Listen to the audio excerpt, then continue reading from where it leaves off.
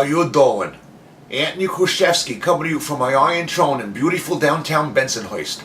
I'm recapping the new season of Game of Trones every week, and we're returning this week with episode 4, The Spurls of War. And spoiler alert if you ain't seen it yet.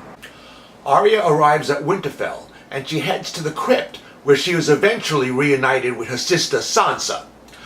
Arya mentions her kill list, and Sansa's all like, oh, ha ha ha.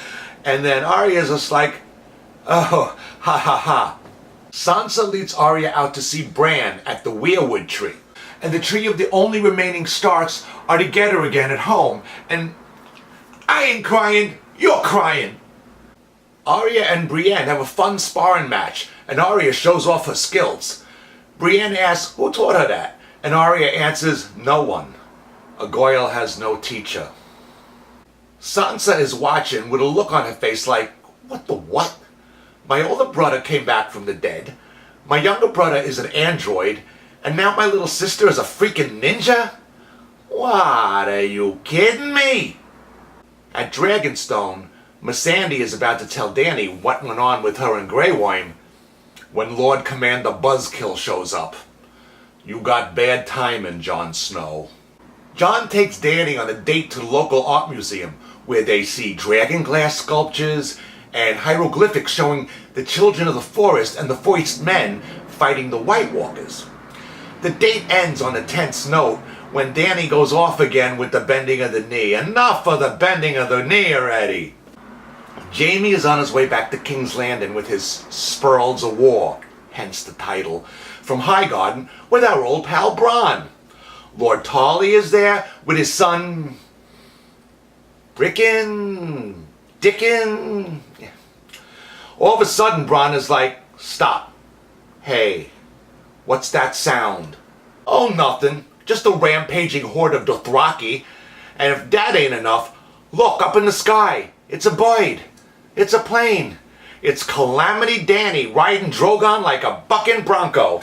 Yee-haw! Drogon starts BBQing Lannister soldiers like it's a big old Texas cookout. Bronn heads over to the Dragon Slayer 5000, which is actually called the Scorpion. He aims, he shoots, he hits Drogon!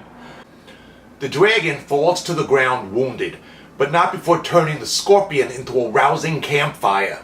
Dany tries to pull the spear out of Drogon when Jaime charges at her. Drogon sees him coming and lets loose with some fiery dragon breath. At the last second, Jaime is pushed out of the way and into the lake. He's about 2 feet from shore, and yet he sinks like Jack at the end of the Titanic. And that's Season 7, Episode 4. I'll be back next week with a recap of Episode 5, Eastwatch. And if you feel like liking or sharing this video, hey, do what you gotta do. I ain't gonna stop you. Until next week, Bala Margulis.